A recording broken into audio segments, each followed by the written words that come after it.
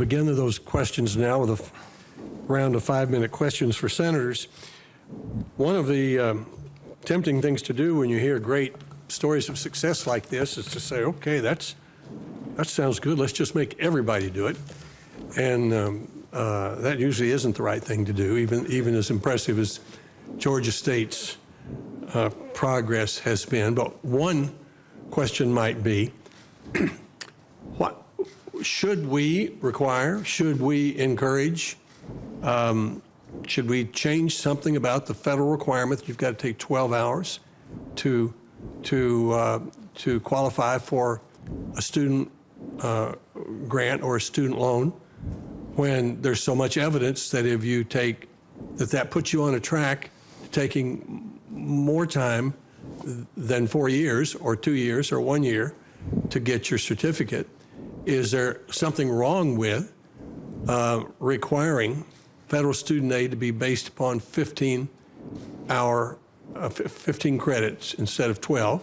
Or if there's something wrong with that, is there some way we could encourage colleges to do that? Why aren't more colleges and institutions doing that? I know in Tennessee, once they focused on student success, they were wise enough to let different campuses do it different ways. Austin Peay focused on remediation, as you've talked about. UT Knoxville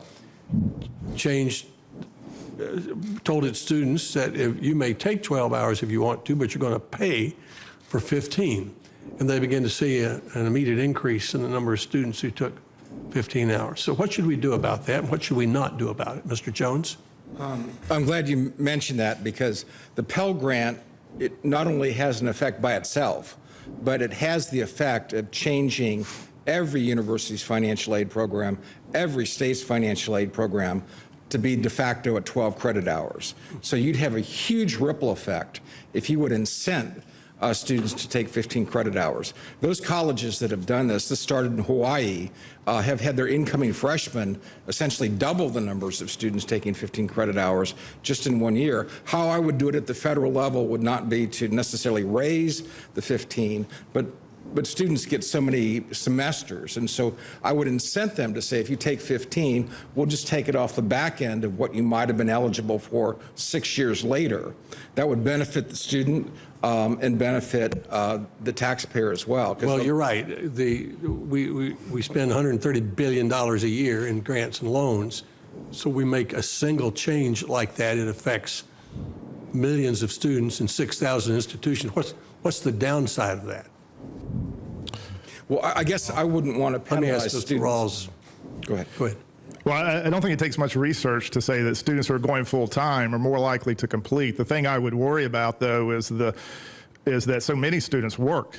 And so when students are working, if the choice for many of them is the choice between working and going to college, they're going to choose to work not because they want to, but because they have to. And I think that's so much the circumstances for lower income students, community college students. And so my great fear is how you would structure incentives that would challenge students who must work to further their college education and move forward. So you'd leave that to the state system or for example, to make judgments about that? I think it's important to encourage continuous movement forward. That's why I think the push towards year-round Pell Grants is so important, to make sure that movement is continuous. But I would be very cautious about anything that would discourage students who are working from being able to pursue college attainment.